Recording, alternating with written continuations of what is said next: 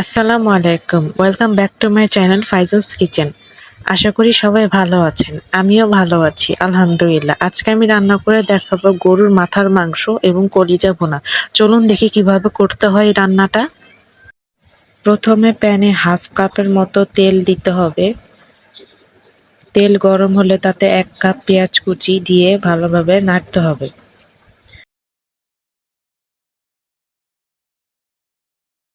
পেঁয়াজ একটু নরম হয়ে আসলে তাতে আদা বাটা আর রসুন ছেঁচা দিয়ে দিতে হবে। রসুন ছেঁচে নিতে হবে। রসুন ছেঁচা এখানে আছে প্রায় 2 টেবিল চামচ, আদা বাটা 1 টেবিল চামচ, স্বাদ মতো মরিচের গুঁড়া, হলুদ,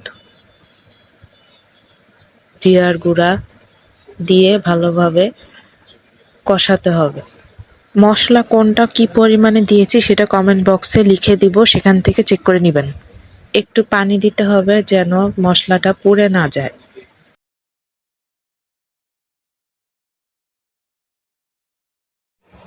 মশলা থেকে তেল উঠে আসলে এর মধ্যে অ্যাড করে দিতে হবে মাংস এবং কলিজা।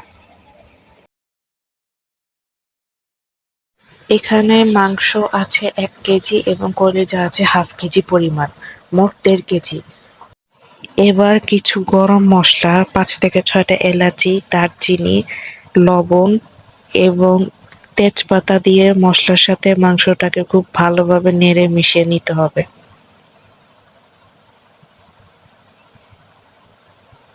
মেশানো হয়ে গেলে ঢাকনা দিয়ে রান্না করতে হবে 5 মিনিট। চুলার আঁচ এ পর্যায়ে কমিয়ে দিতে হবে। 5 মিনিট পরে ঢাকনা খুলে মাংসটা খুব ভালোভাবে নাড়তে হবে।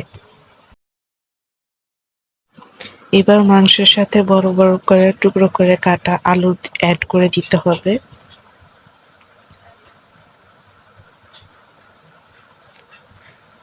চুলার আঁচ বাড়িয়ে মাংসের সাথে আলুগুলি মিশিয়ে দিতে হবে।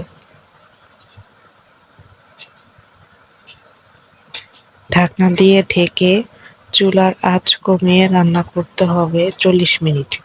40 মিনিটের মাঝে 10 মিনিট পর পর ভালোভাবে নেড়ে মিশিয়ে দিতে হবে যেন মাংস পাতিলের তলায় লেগে না যায়। 40 মিনিট পর চুলার আঁচ বাড়িয়ে আরও 1 চামচ ভাজা জিরার গুঁড়া অ্যাড করে মাংসের সাথে খুব ভালোভাবে মিশিয়ে নিতে হবে।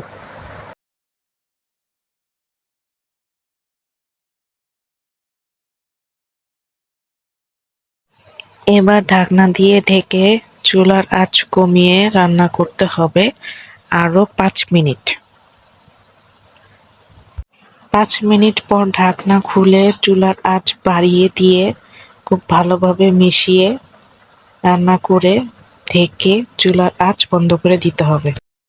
তৈরি হয়ে গেল খুব মজাদার এই রান্নাটা।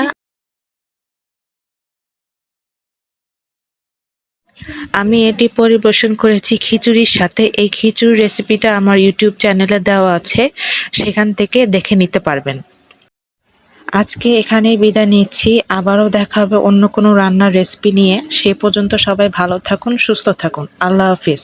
ও হ্যাঁ, আমার ইউটিউব চ্যানেল এবং ফেসবুক পেজটি কিন্তু ফলো করতে ভুলবেন না।